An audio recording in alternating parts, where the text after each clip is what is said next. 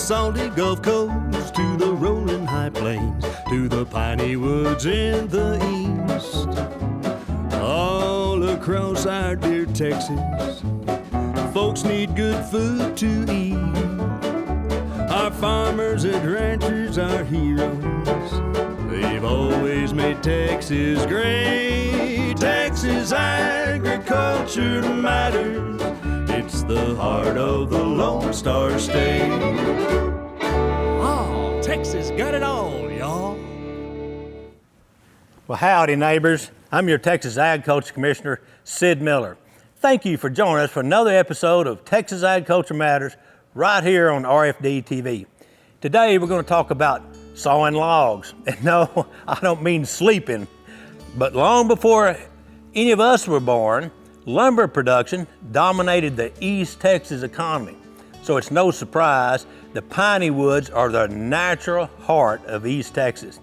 Now, with a vast rolling terrain covered in pines and oaks, this woodlands has been an important resource throughout the centuries, playing a major role in our state's history. 23 miles from the eastern state boundary, San Augustine, one of the earliest and oldest Lone Star towns, brought many Texas firsts, like the creation of the first horse-powered sawmill in 1825. Following suit just 5 short years later, the state's first steam sawmill. It was built in Harrisburg, Texas. Actually, we call that Houston now. Lumber production have started out with small owner-operated sawmills, but with these new technological advancements, they quickly grew into very large-scale operations. As rail transport expanded, once remote parcels of the piney woods were suddenly accessible, making it much easier for the sawmills to connect with major cities and shipping points. Now, by 1860, there were reportedly 200 sawmills across our state. After a 50-year stretch, the booming Texas timber industry became known as the Bonanza era. Like most great expansion, it all came at a cost. While the Texas lumber industry continued to flourish, little thought was given to conservation practice or the future of the state's resources. Thankfully, today many sawmills are proud members of the Texas Forestry Association and support sustainable practices. Now, let's join Tammy Arnder as she visits with Rogers Lumber Company, a 4th-generation family sawmill that has manufactured high-quality pine timbers and lumber in Orange, Texas since 1965. Just another way Texas agriculture matters. In the southeastern corner of Texas is Orange, a community whose foundation is forestry. There was a sawmill here, one of the largest sawmills in the South. Lutcher Moore Lumber Company was in Orange, and they floated logs down the Sabine River to Orange, to the sawmill here. We're one of the largest producers at that time. Jeff Rogers is carrying on the family tradition of sawing logs. We specialize in pine dimensional timbers of various sizes and lengths, and we also do lumber, poles, posts, chips, shavings, mulch, the full forest product gamut. Rogers buys timber from different companies within about a 60-mile radius of Orange. We purchase those logs on a scale by the ton, and we turn those logs into forest products. For us, our specialty is square timbers, dimensional timbers that we sell into the treating facilities, treating industry, to be used in industrial construction projects. Produce about 30,000 board feet a day of product that we ship out as far as lumber. Lumber is generally quantified in board footage. That translates to our consumption of logs around 6-7 truckloads of logs that the sawmill consumes daily. Rogers says he doesn't always know where the wood goes from here or what it's used for, but sometimes he does, and he's proud to be part of so many projects across the United States. We've supplied projects from Seattle, Washington. There was a roller coaster that we supplied in Seattle years ago. Another one in Mexico City, and anything in between. While Rogers focuses on industrial uses for his large lumber, even the tiniest leftovers have a purpose. The mulch is used in gardens or even used at a nearby blueberry farm. And the sawdust is also used. He also supplies a horse racing facility with shavings. Most of the time we're just supplying the orders, and it's just the stock material for those treating companies, and we don't know where it goes. But occasionally it's a special order like that that's cool to be a part of. Rogers is also involved in the Texas Forestry Association. He says they're actively engaged in leaving a legacy the lumber industry can be proud of for the next generation. The statistics show that we're planting trees at a greater rate than we are cutting them down. That certainly wasn't always the case. Back in the early 1900s, the process was a little different, but today forestry is sustainable, and that's through the efforts of the Texas Forestry Association. So this is a case where maybe Jeff didn't choose a career, but the career chose him. My dad's still here, my grandfather's still here. My great-grandfather originally started the business in Arkansas and moved to Texas in the 60s. And so it's family, it's tradition, and it's a great industry to be a part of. In Orange, Texas, I'm Tammy Arender for Texas Agriculture Matters.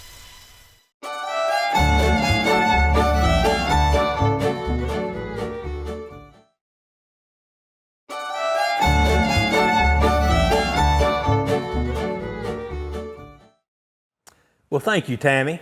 Today it's my pleasure to have Jim Thompson joining me. Now, Jim is the Chief Financial Officer at Ward Timber, who I just got a tour of. Jim, thanks for being on the show with us today. My pleasure. Tell us a little bit about yourself. Well, I was born, raised, and presently reside in the deepest part of Northeast Texas. We're about where I live. You can drive 15 miles northeast and be in Arkansas, and 15 miles east and be in Louisiana. I reside in Atlanta, Texas. I lived in the community of Douglasville, Texas for the first 10 years of my life, population 206, and then moved to the big city of Atlanta, which is about 5,000. Graduated from Atlanta High School, went to Paris Junior College for 2 years, then graduated from Stephen F. Austin and then University of Texas Law School. Worked in Dallas for 3 years, always wanted, one of those guys that wanted to live in his hometown, and moved back to Atlanta 3 years later, and I've been there ever since. Opened up a private practice, wound up doing a lot of work for Ward Timber, and as they expanded and needed a chief financial officer, they asked me if I'd be willing to do it, and it was one of the best decisions of my life. I really enjoyed working there. Well, and I enjoyed the tour of the plant the other day, and it's an exceptional timber company. Tell us about Ward Timber. Well, the founders are John Jones and Bill Ward. Bill and John were both in the timber industry in Northeast Texas and got together in about 1986 and have been just at that time were basically buying timber for the local paper mills and providing them timber. And they've continued to grow, got into the sawmilling business in the early 90s and then built a sawmill in 1997. Now, this mill is different from most because it's hardwoods, right? Tell us about that. It is. It was initially exclusively a hardwood sawmill, and all we did was hardwood, and it's the largest hardwood sawmill to date in the state of Texas. Recently, just because of supply and demand and orders from our customers, we've converted where we now can do hardwood and we can do pine if we need to. It's just a simple conversion process. I say simple, it took a lot of work and effort to get it to that, but we can do both, but we're probably known as a hardwood sawmill. Now, when we think of lumber coming out of a sawmill, we think of mostly pine, building construction stuff. But this hardwood, it's used for railroad ties. That's correct. We see it in our houses, in cabinets, and flooring, and in furniture. So it's kind of a specialty product. Tell us a little bit about the history of sawmills and how they got started. Well, sawmilling in Texas started about 1819, if you can believe that, because there was no mechanization and no vehicles to drive. So it was basically taking an axe out and a wedge and cutting the timber and then coming in, and it was all done by hand. They moved it by mule or horse, whichever one was available. And it's just progressed over the years with the modernization of the equipment. We got to where we could use chainsaws, and that increased production. And now the wood is never touched, actually, from the time it is harvested to the time it comes out of our sawmill.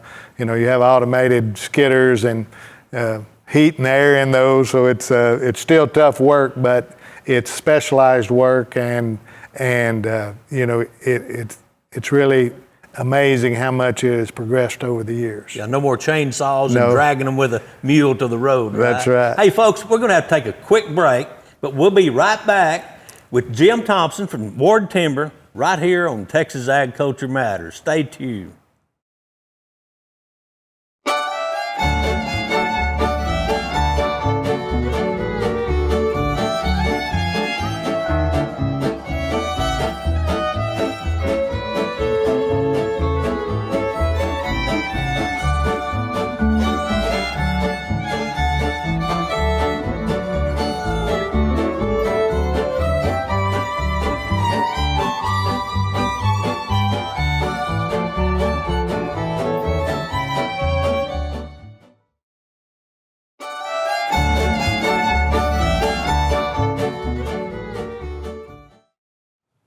Well, welcome back, neighbors, to Texas Agriculture Matters.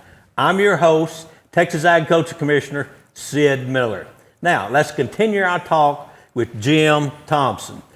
What are some of the biggest challenges in the timber and sawmill business? Well, like any industry that relies on fuel, we move all our product by truck. Of course, the fuel costs and things of that nature have been challenging.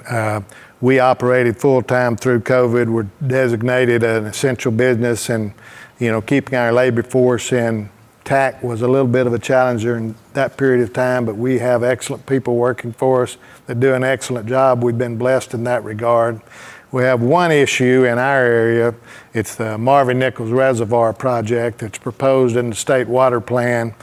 It would take about $70,000 acres for the lake and about $130,000 in mitigation for 200,000 acres from private property owners in one of the most prestigious priority bottomland hardwood areas in the state of Texas. Now, that's a lot of timber. That is. And I don't personally believe, and we don't believe, that it will ever go through. There's too many problems with it. It's too expensive, and it has too much negative impact. But it has cast a shadow over the individuals living up there and the people in our industry. Since you brought up the lake, that brings up a question.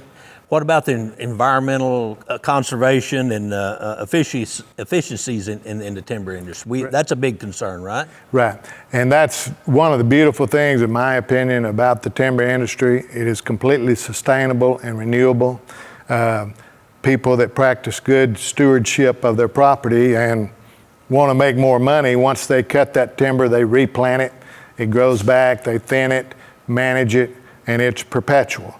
And as far as utilizing the product, when those trees leave that the land that it was harvested off of, comes to our sawmill, 100% of that tree is used. Whether it's the bark, the chips that come off of it in the process, or the lumber, there is absolutely no waste on that tree.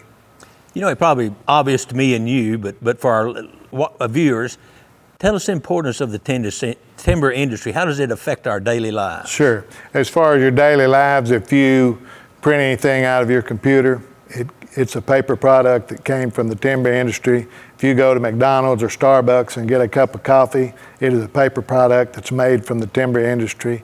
If you house is built in the state of Texas, you're going to have wood products in that house, whether it be hardwood flooring or cabinetry or the trusses that go up to start the house off. So it is everything in the way of lumber, railroad, anything that goes by rail, they can't go without railroad ties, which are made of lumber. I like to say it goes from toothpicks to telephone poles, right? And toilet paper. And toilet paper. Don't forget that. Yeah. But here's the last question. Yeah. Why do you think Texas agriculture matters? Well, I guess in my way of thinking is we're making something. In other words, we're making products. We're producing something that's utilized by our fellow citizens and people throughout the region and the nation. Now, we can rely on China or Brazil or somebody else to make it, but then we realize what problems you might have if you do that. So I think it's better for us to make our own products. There's a great feeling of satisfaction to make something and have it available for the public. So that's why I think it matters. Jim, thanks for being with us today. Thanks for Ward Timber and that good hardwood production y'all make out there. Thank you for having me. Now, folks, let's take a look at another proud Go Texan partner. For over 20 years, the Texas Department of Agriculture's Go Texan program has helped promote products made right here in the Lone Star State. From boots to salsa, Go Texan members make the best stuff on earth. Now, friends, let's take a look at one of these fine Texas businesses and why they are Go Texan proud. Go Texan every day.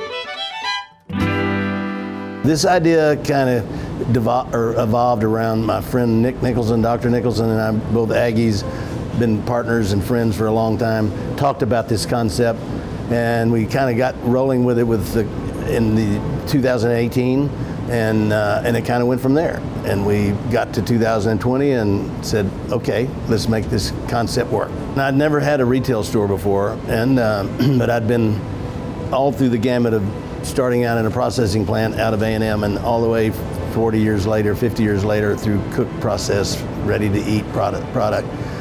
But there just didn't seem to be a place in Fort Worth, or many places in Fort Worth that had a butcher shop where you could go in and say, I want that steak, or I want you to cut one thicker for me. Plenty of places to buy steak, but not with that touch that I felt like we could do by putting together a team that could talk meat, talk beef, and that's what we thought would work. Now we have this kitchen and we have this product coming in here. Let's just make it out of the stuff we have here. We can control it and showcase beef items. And like the #1 selling sandwich we have is a tenderloin sandwich. And so that's how it really got rolling. And it just has taken legs. And we decided, probably that's one of the better marketing decisions we ever made. Because we got people coming in here that say, I've never been here. I heard about your hamburger or your tenderloin sandwich or your hot dog, and we'll be back to buy steaks. And it's kind of, wow, we're on the right track. Well, as far as the good burgers and whatever, I think the thing we offer here is there's a selection. And they can come in and say, tell me about what you have here. And we get in, we're able to tell a story because we have the personnel that are here, these young guys that are educated in the meat side of it, and we begin to explain to them this is prime product, it's aged. What does that mean? Well, we put 4 weeks on it, 5 weeks on it. We have choice. What does that mean? It's upper 2/3. So we can get into that a lot of places don't do that. And I always tell people if you've come to the right spot, because we can certainly tell you more about meat than you'll want to know. Fortunately, I've spent 30-something years playing with genetics, and because I always wanted to raise something I wanted to eat, and the grading system has changed so much since 1965 when I went into A&M. For instance, back then the industry average on prime was less than 2%. Today it's probably 10 or 12%. So the beef industry's come a long way, improving the quality out there. But we wanted to try to take that and take it to another level, but from the teaching aspect of it. These guys teaching how to keep a knife sharp, but how to trim a piece of meat that you buy at a store or buy here. We do brisket trimming classes because it's big and it's grilling months where these guys get out and to grill a brisket, but they buy one and they need to trim it down and how to season it, whatever. That's been very beneficial in there. But then the people they come in, they see this mural, because this interior decorator, as I was going to point out, said, I want you to make a statement on that wall in there. And I go, well, I'll just get a picture of a really nice Angus cow or whatever and put on there a cow calf. And she said, no, I'm talking floor to ceiling, wall to wall. So we took some drone shots of cattle at the ranch, brought them, blew that one up, and not thinking, other than the fact it looks pretty cool, but not thinking it would have any kind of impact other than people go, well, wow, they just perceive that we walk in and you guys are ranchers, because you didn't have that painted on there because you just liked it, but it was part of the ranching operation, and some of it eventually and has come through here, so we could say we're committed both from that ranch to what you're getting across the counter here to make sure it's what it should be. You're Texan every day.